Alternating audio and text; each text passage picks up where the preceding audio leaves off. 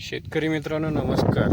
तुमचं पीक सोयाबीन पीक हे 10-12 दिवसाचं झालं असेल, म्हणजेच त्याला 4 पाने आले असेल, 4 पानं जरी आले असेल तर आपल्याला ही फवारणी करायची आहे. ही फवारणी आपल्याला खोडअळी हे नियंत्रण करण्यासाठी करायची आहे. खोडअळीमुळे शेतकरी मित्रांनो जे हे आपल्याला हे दिसते खोड, हे मधातून कट करून टाकते. इथून खोडमाशी आपले अंडे देतात आणि ते खाली म्हणजेच मधात स्थित होतात आणि इथे आपले ते न्यूट्रिशन इथून खात असतात.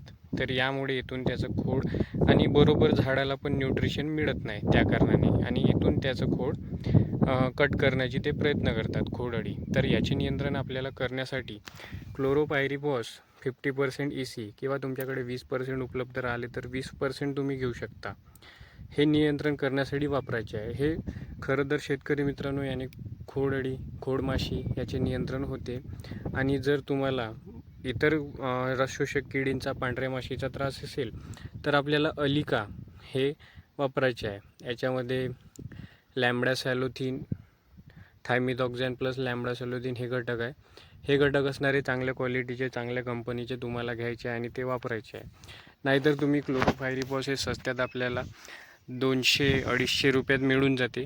एकरी 250 रुपये खर्च असतो. 200-250 रुपये तुमच्या भागात ज्याप्रमाणे आहे त्याप्रमाणे.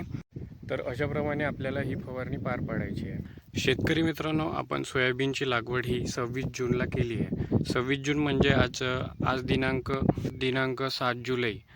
तर आपले 11 दिवस झालेले आहे. तर या अवस्थेत आपल्याला क्लोरोपायरिफॉस म्हणजे तुम्ही 10-12 दिवसानंतर ही फवारणी करायची आहे.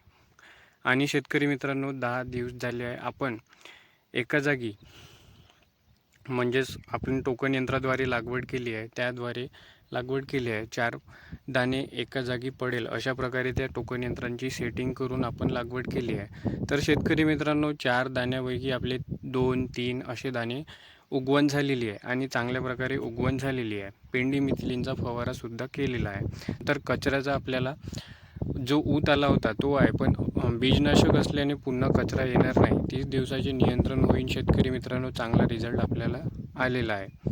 तर ऊत आलेला आहे तो तर निघेलच बाहेर. तर त्याच्यासाठी आपल्याला उगवण पश्चात तणनाशक वापरायचे आहे, ज्यामध्ये आपल्याला शाकेत, ओडिसी, फ्युझिप्लेक्स हे सोयाबीनसाठीच आहे. शेतकरी मित्रांनो त्याच्यात तूर असेल तर तुम्ही वापरू शकत नाही, सिजंटाचे आहे.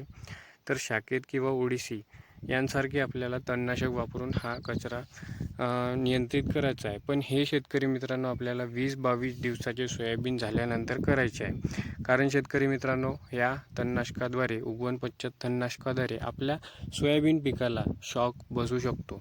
तर त्या कारणाने आपल्याला हा निर्णय घ्यायचा आहे. तर शेतकरी मित्रांनो अशा प्रकारे आपल्याला ही फवारणी पार पाडायची आहे. तर शेतकरी मित्रांनो मी त्याच्यासाठीच आलो होतो ही फवारणी करायसाठी, पण आता पावसाचा अंदाज असल्यामुळे मला जावे लागेल आणि उद्या फवारणी करावी लागेल याची. तर याची आपण फवारणी करू आज.